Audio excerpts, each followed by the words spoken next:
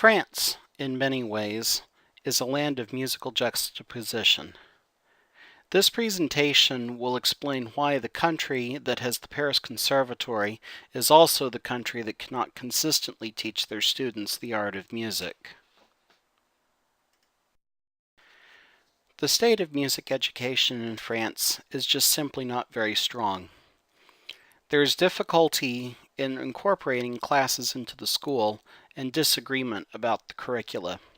More importantly, there are more fundamental problems of disagreement about who receives music education. There's the egalitarian view that all students should receive music education, but there's also an elitist view that only those possessing a gift of music should be seriously trained. Since the French are a very practical, skill-based people, there is an historic mindset that only artists should do art. Music was introduced in primary schools as early as 1819. One of the first music educators in France was Guillaume Louis Bocquillon, who was also known as Willem. In 1835, he became director of the choral branch in the Paris schools. In 1836, he compiled a singing manual which broke down rudiments of music into planned sequences of easy steps, with solfege-reliant vocal exercises based off of the vocal staircase of the 7 diatonic tones. In later stages, students would use their hands to represent a staff for musical notation. By 1841, 12,000 children and 1,500 adults were receiving singing lessons in Paris. Music in France has alternately been mandatory and optional. In 1833, singing was legally stipulated in the schools, but in 1836, though singing was still required for girls, it became optional for boys. In 1850, it becomes optional for girls as well. In 1882, singing is added back into the curriculum, but it was largely the unwanted stepchild of the schools. In 1924, a mandatory singing test was required for the granting of the primary studies certificate.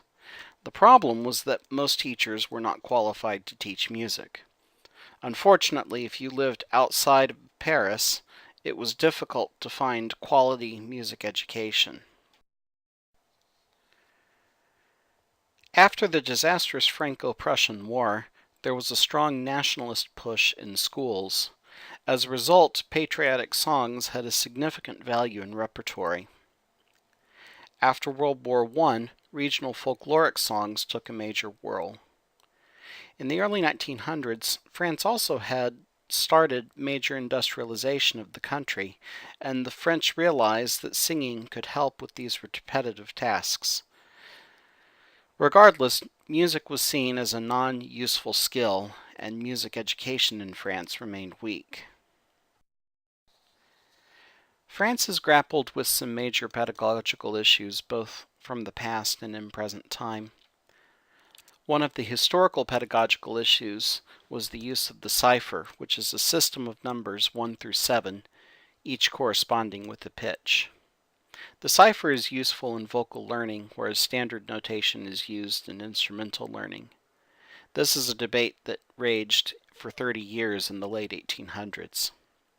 Currently, one of the fiercest debates is fixed do versus movable do, fixed do being used with instrumental learning and movable do useful mostly in vocal learning. A huge pedagogical issue, however, is the training of music teachers. Because music was very much the unwanted stepchild of the curriculum, not all teachers were taught well. Therefore, not all teachers teach their students well. Even today, it is easy to find consistent music education in the culture-rich city of Paris, but teacher training programs outside of Paris are both rare and inconsistent. Not all in music education in France has been bleak. Maurice Chevalier was a musical pedagogue who worked between the two world wars. Primarily, he was interested in the shift of focus from a theoretical approach to music to a sensory approach to music. Music in his curriculum started at the age of 6. Abstraction was avoided as much as possible. An emphasis was placed on training the voice, training the ear, and developing musical taste. Singing was no longer just an illustrative phase of music, but the vehicle for total music education. Music became a physical activity through play, through rhythm, and through exercise. Chauvet very much used enjoyment to be his primary motivation. The second level started around age 9. This included the gradual introduction of musical signs. This was the pitfall of poorly educated teachers who did not necessarily know how to read music well. Solfège was also incorporated during this stage. However, the instruction was still largely based on movement. The third level of learning happened around the age of 12, and it was based on choral singing, both harmonic and polyphonic. The third level advocated effectiveness of choral activity outside the school to supplement classroom music and to install a sense of civic and artistic value. Chauvet looked very much at the benefits of music. Chauvet was the first in France to attribute non-musical attributes to music. He looked at the promotion of social harmony, the encouragement of patriotism, and the enhancement of aesthetic sensitivity as major benefits for learning music.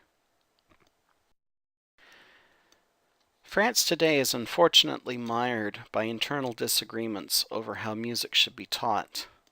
There are those who believe that music is a general subject who should be taught by general teachers. There are others who believe that music is a discipline-based subject who should be taught by specialized music teachers. Unfortunately, specialized teachers are a rarity, and generalized teachers are not very well equipped to teach music.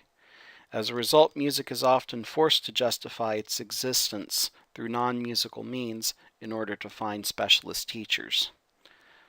Another big problem is the view of importance of music education in French culture. The French simply do not see music as a necessary skill, and historically, it is the subject that nobody wants to teach. It is simply not seen as important as other subjects. There are significant class issues as well, especially outside of Paris. The lower and middle class see music as entertainment, not as art. Music educators have trouble explaining the relevance of what they do, and this has created a sense that only the elite few with the gift of music should get a decent music education. French music education is a study of juxtaposition and inconsistency. With great successes, there are also serious shortcomings. While inroads are in fact being made, France still has a very, very long way to go to make quality music education a regular part of every student's study.